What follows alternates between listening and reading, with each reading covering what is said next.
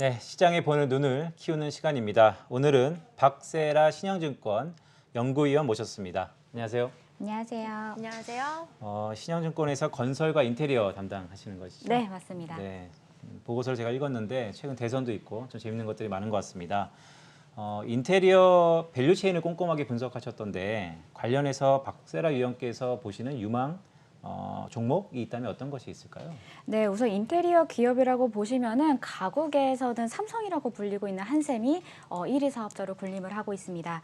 따라서 삼성이라고 불릴 정도로 지금 도표에서 보시는 바와 같이 전 연역에서의 인테리어 사업을 모두 다 영위를 하고 있다. 이렇게 보시면 될 것 같은데요. 여기에다가 현대 리바트 같은 경우는 이제 현대 백화점이라는 유통기업과 같이 시너지를 일으키고 있기 때문에 분명히 한샘 1위 사업자에 비해서는 2위 사업자로서 규모라던가 여러 가지 체력은 아직은 조금 작지만 성장 여력 그리고 유통업과의 시너지들을 고려했을 때는 충분히 매력적인 종목이라고 생각이 들어서 한샘과 현대리바트 두 종목을 꼽아보겠습니다.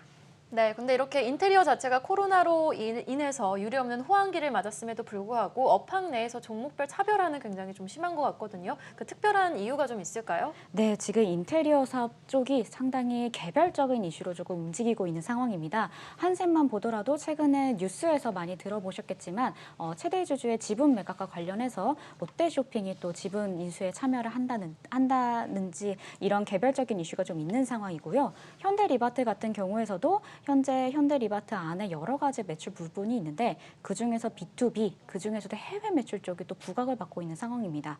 또 3위 기업자라고도 볼 수 있는 LX 하우시스 역시 기존의 이름을 LG 하우시스에서 LX 하우시스로 사명을 변경하는 것처럼 계열 분리 이후에 전략 변화들을 예고하고 있는 상황이기 때문에 회사들이 같은 인테리어 가구 업체이긴 하지만 조금 개별적인 이슈들이 많이 주목받고 있는 상황이라고 보시면 될 것 같습니다. 제 기억이 맞다면 9월 9일이었나요?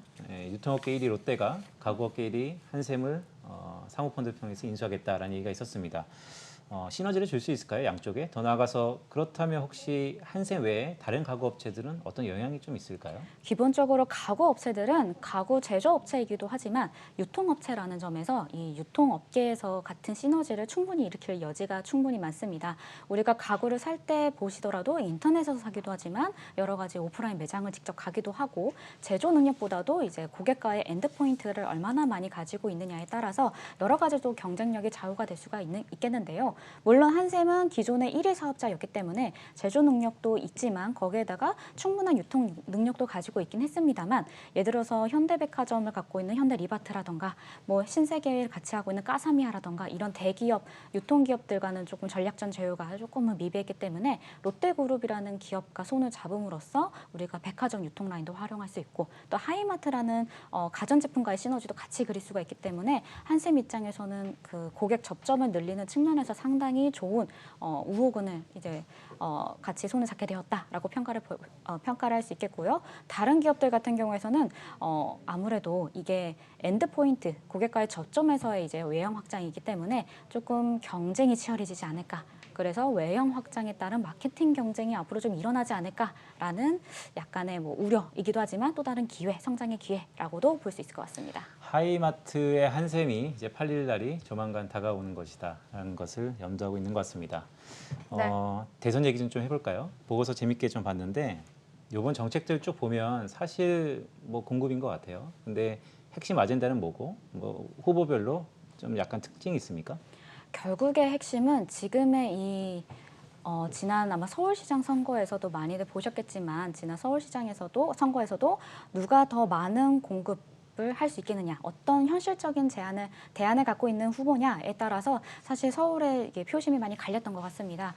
그게 지금의 대선에서도 조금 이어지고 있는 상황인데요. 결국엔 지금의 이 집값 상승, 전세 불안 이런 거를 잠재우기 위해서는 충분한 공급이 앞으로도 있을 거다라는 시그널이 분명히 중요하고 근데 단순히 무분별한 개발에 기댄 공급 정책이 아니라 현실성 있게 하지만 우리가 정말로 살 수 있을 만한 집을 제공할 수 있는 정책이냐 아니냐 이게 결국 핵심인 것 같습니다. 근데 지금 이제 대선 후보별로 여러 가지 정책들이 나오고는 있는데 어떤 부분에서는 아예 건설 원가를 조금 깎아보겠다. 그래서 좀 반값 아파트, 쿼터 아파트 이런 이제 대안을 제시하는 분들도 계시는 반면에 어느 쪽에서는 택지를 더 늘리겠다. 조금 개발할 수 있는 택지를 늘리게 되다 보면은 우리가 공급을 훨씬 더 서울 수도권 주변에 많은 택지를 확보할 수 있지 않겠느냐라는 식으로 이렇게 조금 정책의 결이 달라지지만 결국에는 우리가 좀 살 수 있을 만한 현실적으로 살고 싶을 만한 위치에 좀 적당한 가격에 아파트 공급이 늘어나길 바란다. 그걸 얼마나 누가 빨리 또 현실적으로 해줄 수 있느냐에 따라서 상당히 많은 표심이 또 갈릴 수 있지 않을까 이렇게 좀 생각을 하고 있습니다. 그럼 워낙 업황 자체가 호황이어도 지금 종목별 차별화 장세가 극심했기 때문에 이번 대선 모멘텀에서도 종목별 차별화가 극심할 것 같거든요. 그러면은 지금 연구원님 생각에서는 어떤 기업이 가장 좀 수혜를 받을 거라고 예상을 하세요?